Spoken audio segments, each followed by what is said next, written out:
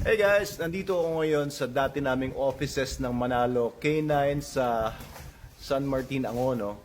At randomly may dumaang lalaki na may dalawang bibi. May dalawang bibi siya. Ano kayang gagawin niya dun sa dalawang bibi na yun? Ito naman ang aking dalawang bibi, si Logan at si Lagerta. Ayan, ang maglolo. Maglolo yan. Kasi ang tatay ni Lagerta ay si Bukol. Si Bukol nga pala may mga puppies ngayon, no? Ang cute ng mga puppies, mga Belgian Malinois na pure. Pero ito kasi ang nanay nito, hindi Belgian Malinois, kundi Caucasian Ovcharka. Ay di, ano na pala to? Apo na pala sa tuhod ni Logan ito. Ito ay apo na ni Bukol. Nanay niya ay si Tatiana, yung ating Caucasian Ovcharka. Ay di, mali na naman. O, ang nanay nito, teka, nagkuguluhan na nga ako.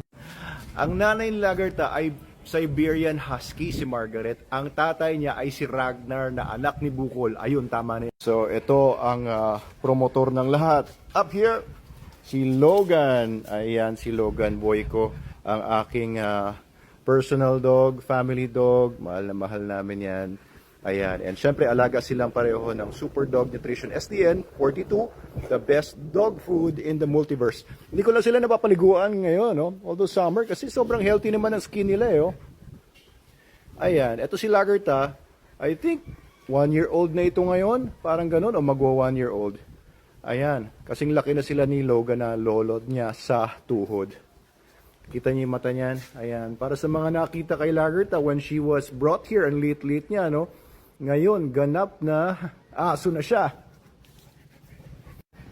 Anyway, nalipat na nga po natin yung offices natin sa Manalo K9 Meta Animals from here to Manalo Resort Hotel doon sa Sitio Tutulo, Barangay Mahabang, Parang Binangonan, Rizal.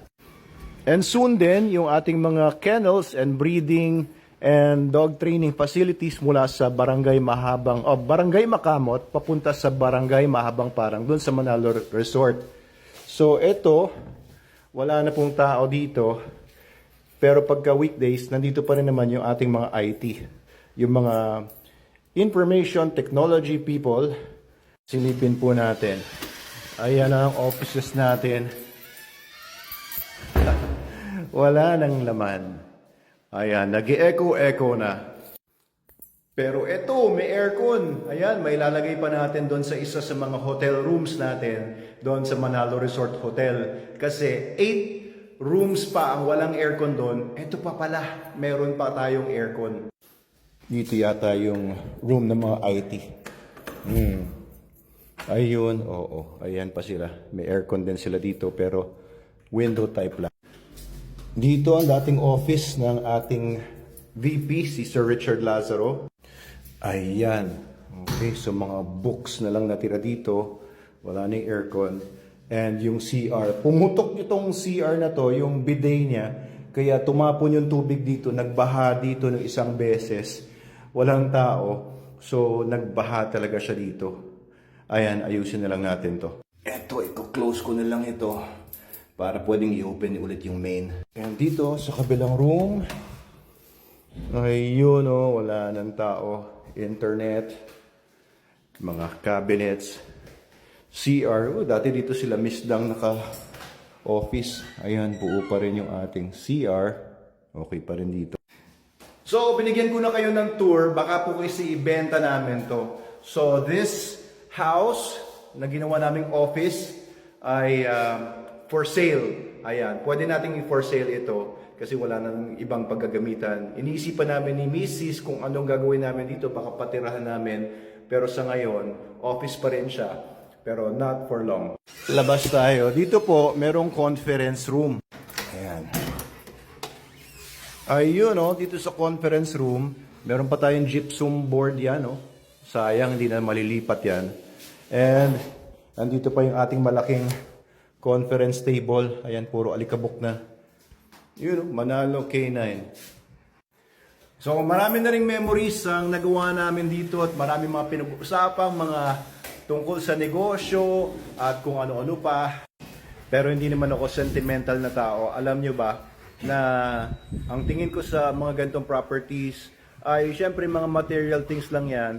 Bebenta namin. And it's okay kasi meron naman pong pwedeng paglipatan. Ayan, conference room. Dito meron pang parang dungeon. Dito nagla-live selling dati. Sila Miss Steph. Ayan, nagla-live selling sila dito. Ano? Sunod kaya sunod sa akin. Haha. Tapos ito yung tapsihan dapat ni Snooki o karinderya niya. Ayan, binubunga namin pero hindi na rin nagamit ito kasi nagmanalo cafe na kami doon sa resort. So, sa palibot po nito, meron namang mga space. Kagaya din po dito, may space din dito. Eto, may space around the office. Ayan, medyo madumi lang. Linisin lang to. Ayan, may pasukan dito para sa CR, para hindi kailangan pumasok sa loob yung mga gustong mag-CR. And kasama sa office, etong area na to, ayan, na may puno ng chiko, may puno ng siniguelas, at puno ng mga papaya. Andito yung mga tanim ko. Dating rabitan ko po ito. Ayan, kasama ito sa 300 square meter lot ng office na pwede namin ibenta. Alika, Logan! Logan! Pumasok na si Logan. Balik tayo sa office. Alika! Logan! Come here! Come here, Logan! Come here! Logan! Alika, balik tayo doon. So, iniisip po talaga namin ibenta ito or not. Depende, no? Kasi gusto ko rin talagang gastusan pa yung Manalo Resort Hotel. Gusto namin maglagay ng iba pang swimming pool doon, glamping area na maayos, iba pang mga CRs, iba pang mga facilities and amenities. Or, kukuha po kami ng mga investors. And sineset up ko rin po naman yung holding company na pag-iinvestan. Kung gusto niyo maging investor sa Manalo Resort Hotel, kasama na rin po lahat ng businesses sa loob noon, including Manalo K9, SD and Dog Food at lahat-lahat. Pwede po kayo mag-invest in our holding company. And nakaangkla doon yung 17 hectares na loteng sinasakupan ng buong resort. Kasama yung original naming property doon na 1.6 hectares.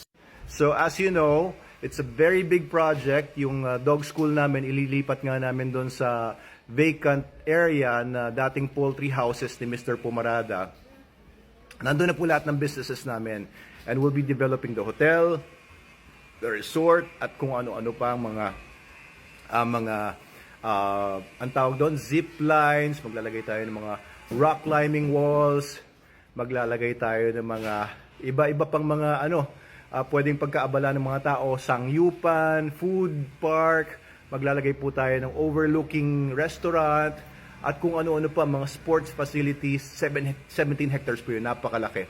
So if you want to invest, message po kayo sa akin, and it's going to be a very, very beautiful facility. Ngayong pa nga lang, di ba, nakita niyo na siguro sa videos ko, sobrang successful siya to begin with, dahil sa sobrang daming taong mga nagpupunta na rin and tumatangkilik, kahit na hindi pa ganun kalakas yung marketing namin. Basically, sa social media lang kami nagmamarket. Pero ang lakas po niya ngayon. And there are a few investors na nag-express na ng willingness na mag-invest. Kaya, ayan, hindi naman kayo nag-iisa. So, we'll be opening the business up, no? All our businesses up for investors. And antabayanan niyo po yan. Mag-message na po kayo sa amin kung gusto niyo na mauna. So, if you're into dogs, resorts, hotels, ayan, baka gusto niyo po mag-invest. It's a very good project.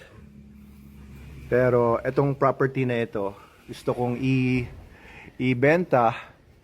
And as well as yung property namin sa Tanay, that's another 1.5 hectares sa tabi ng Marilake, malapit sa Martesem. And also we have a property din sa Makamot, mga 1,500 square meters po yun. Binebenta din namin if you're interested. Yung 1,500 square meters na yon ay katabing-katabi lang, across the road lang, doon sa Manalo K9 namin ngayon doon sa Makamot.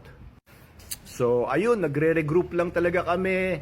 Kino-consolidate namin lahat ng businesses namin doon mismo sa Manalo Resort Hotel para isahan lang lahat and para mas solid yung business. Mag-concentrate po kami, nakafocus kami sa isang lugar. Ayun lang po. Sige na, Logan, balik na tayo sa loob.